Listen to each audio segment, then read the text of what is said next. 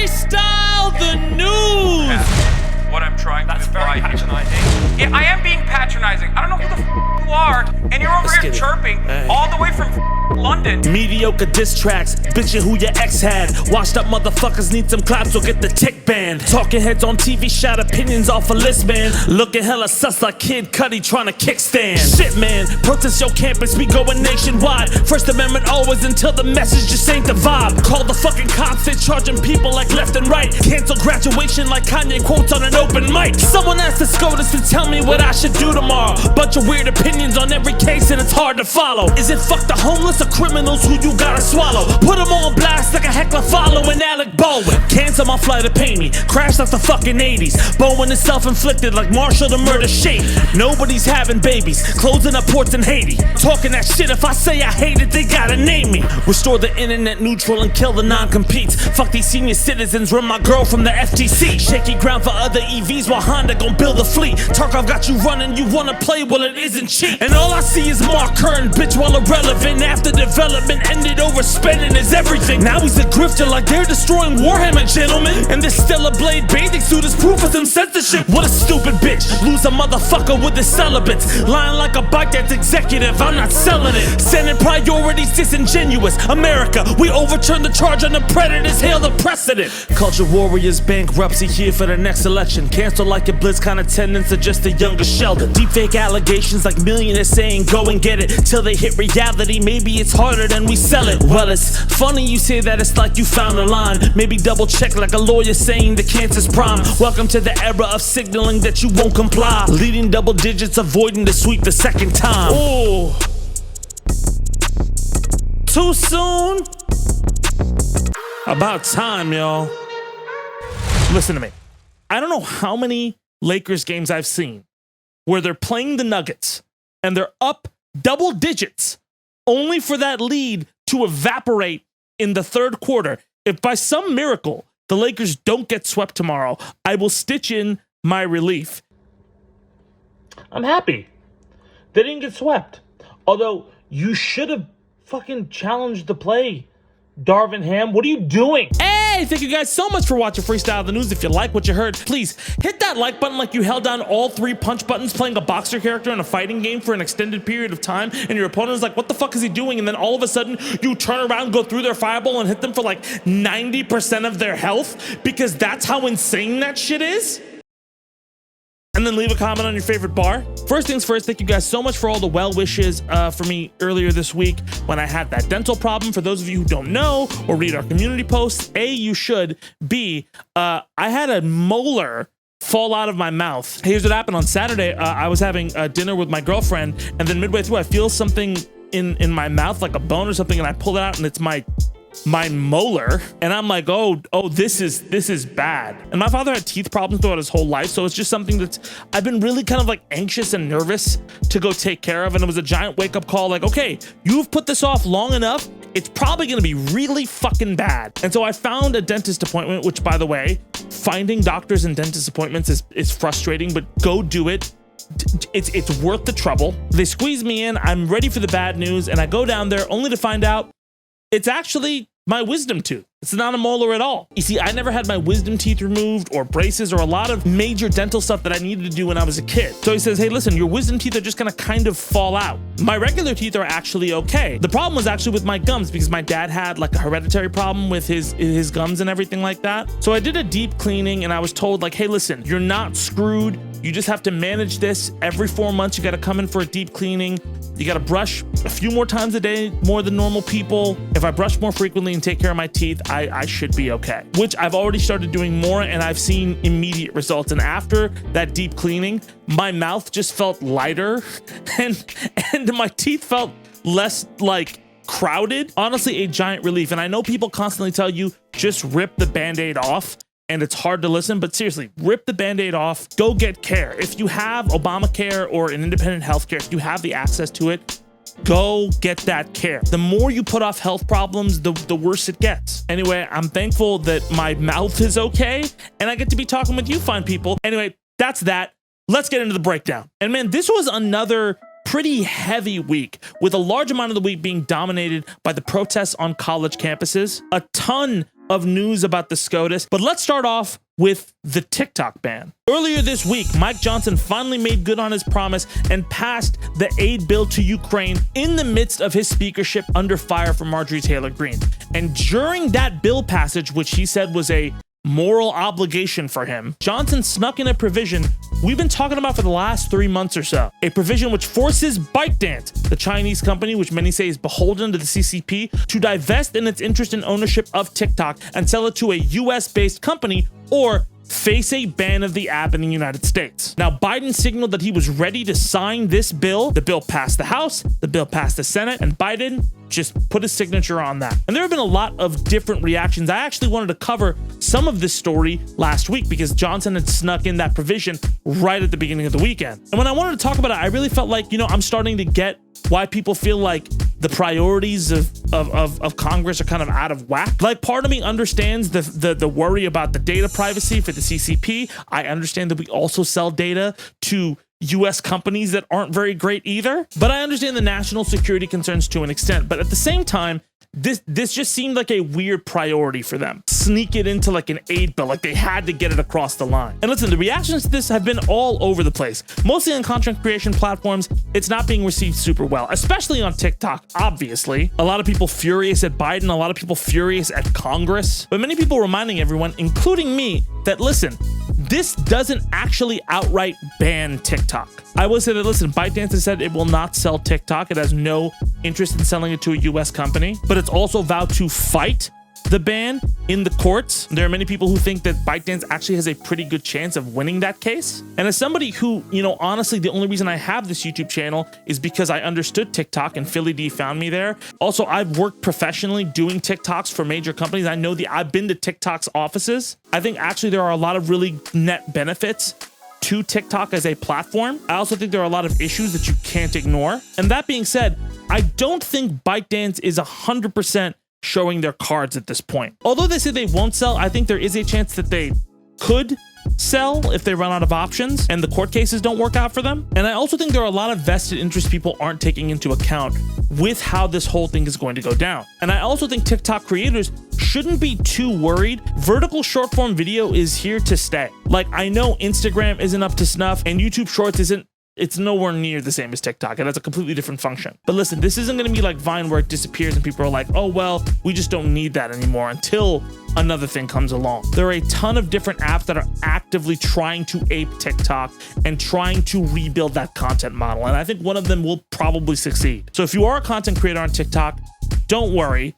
This is it sucks that you're going through this. I know none of these tech companies are the good guy. They're all tech companies. They're all stealing and trading our data, but wait and see. They have a fiduciary interest and responsibility of retaining and making money. And while they say they don't want to give away their proprietary algorithm or any of that, I don't necessarily know if they're going to be singing that tune in 6 to 9 months. But I could be wrong. We'll have to wait and see. What do you think? Let me know in the comments. Look, in the past few weeks, there's been a lot of headlines about AI and music, specifically generative AI and music. What a lot of those headlines don't know or don't talk about is the fact that AI has kind of been dipping its toe into the water of music for quite a few years now. And the general consensus and my consensus has always been, hey, as a tool, it's useful. As a replacement, it's bad. And that's why I want to let you know that the song for today's Freestyle the News was made in conjunction with Soundraw, the sponsor of today's show. Soundraw is an AI music platform that is a tool for artists,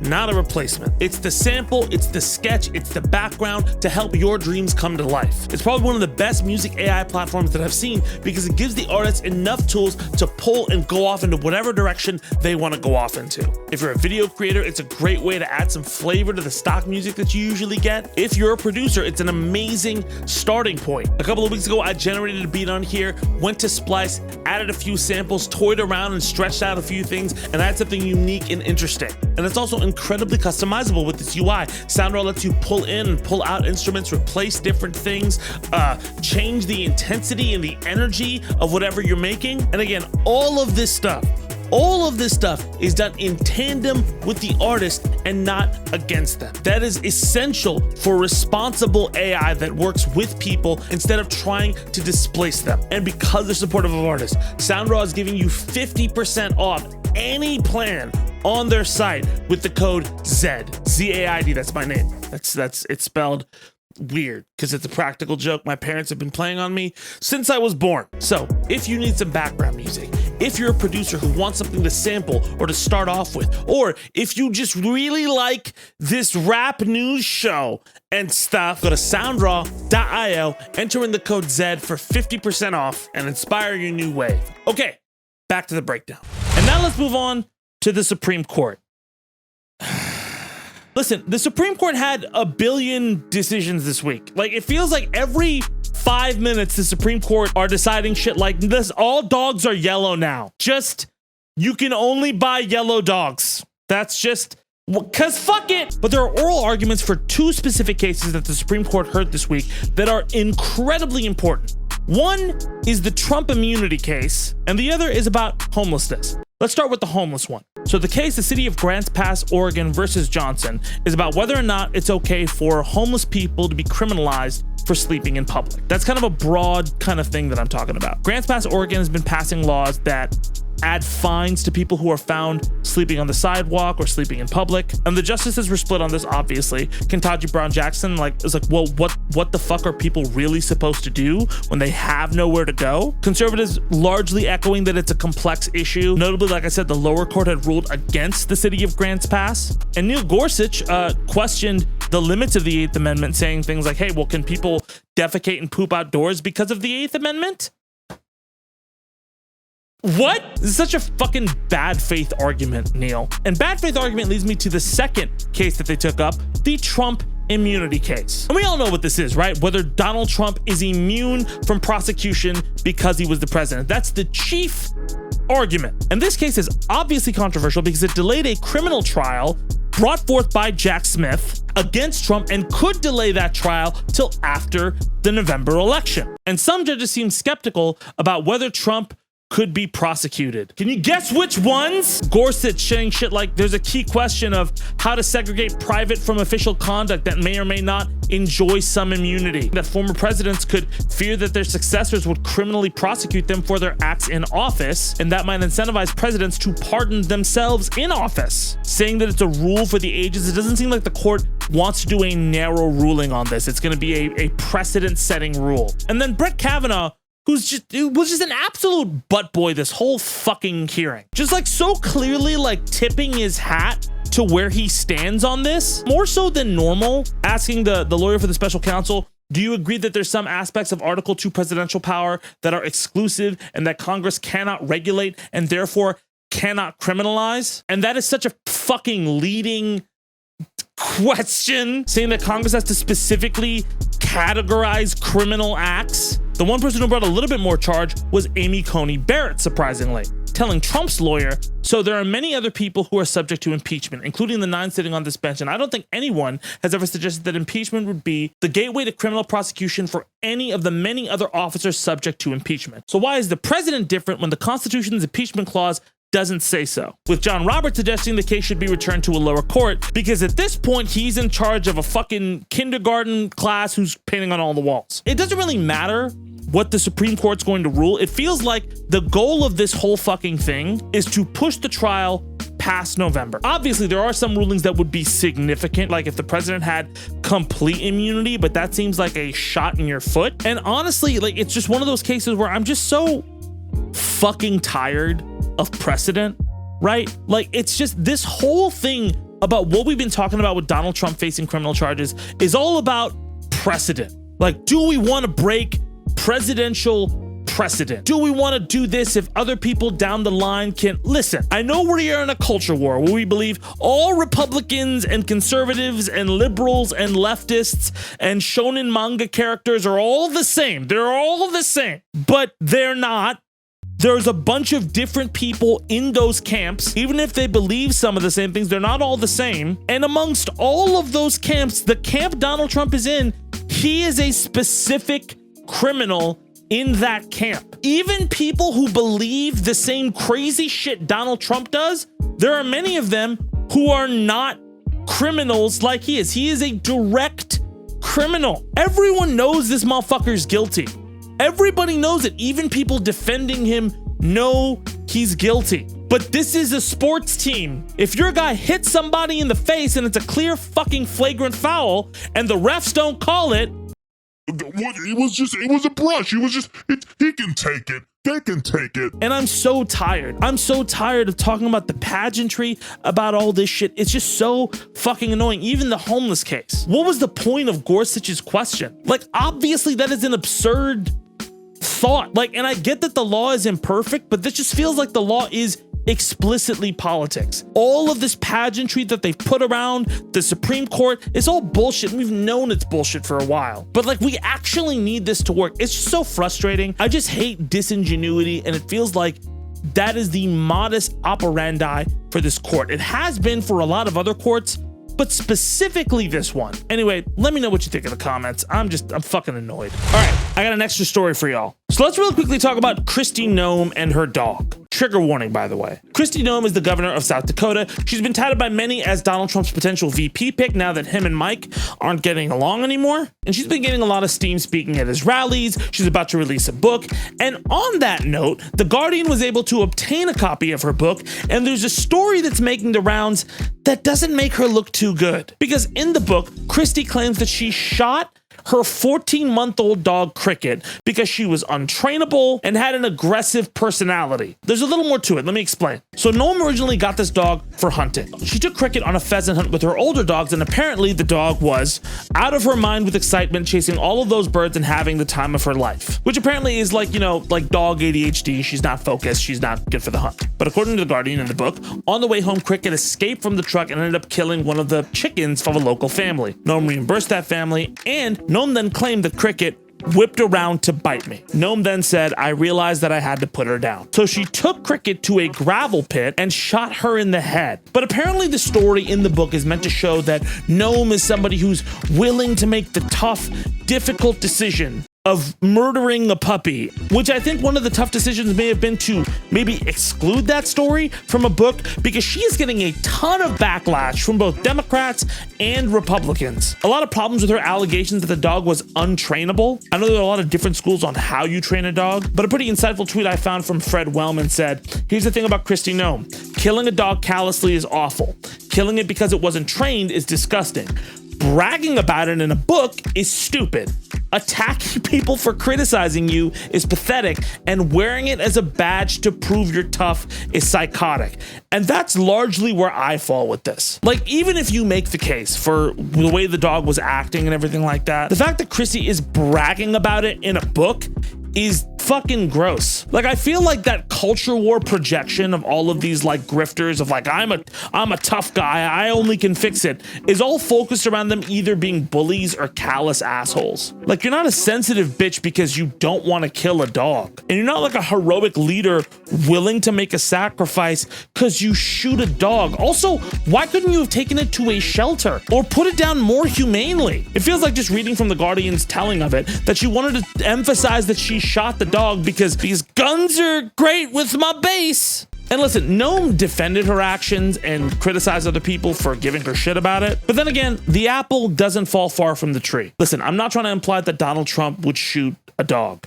He would just shoot a person on 5th Avenue and then say he's immune. Anyway, let me know what you think in the comments. And let's end with an update on all the campus protests that have been going on. We talked a little bit about this last week, but the protests on college campuses have expanded drastically nationwide. Protests at UCLA, protests at USC, protests at UT Austin, with Greg Abbott being like, you know, free speech? I didn't even like that shit. That's fucking dumb. Arrest them. Arrest them. What a fucking loser this guy is. And listen, like, since last week, there have been a lot of things that have ratcheted up in intensity. Number one, the president of Colombia, she's not doing so great anymore. A lot of people blaming her for the escalation of where the protests are, saying that she was too quick to call the cops. Other people saying that she's not doing enough to fight anti-Semitism. Guess that chess move didn't pay off after all. Colleges like USC canceling their entire graduation ceremony, which is just fucking stupid. Not surprising, but fucking stupid.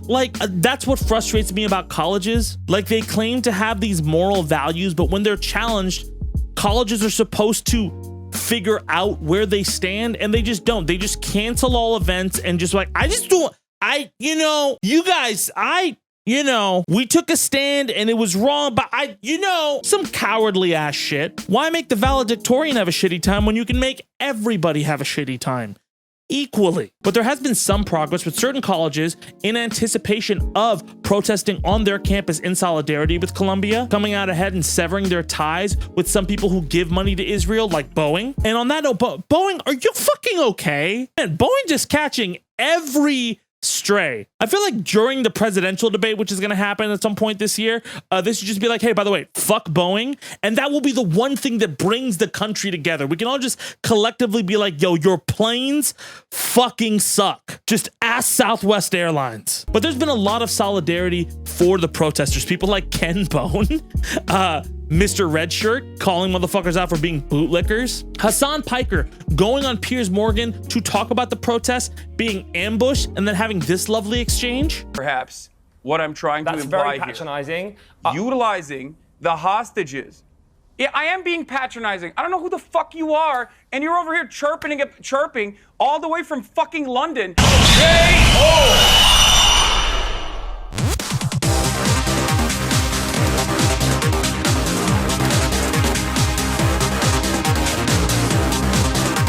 Hasan later went to UCLA campus and handed out pizza to some of the protesters and called out a fucking undercover cop. But I'll reiterate what I said last week. College protests have a history of being very effective at bringing awareness to issues and having a significant impact on everything. If you're fucking Harry Potter who took a corporate job and then vowed for the killing of all the elves, which I'm sure J.K. Rowling would like to amend the whole book series to, then maybe you should shut the fuck up instead of saying shit like this. My message to the students inside the encampment is go back to class and stop the nonsense.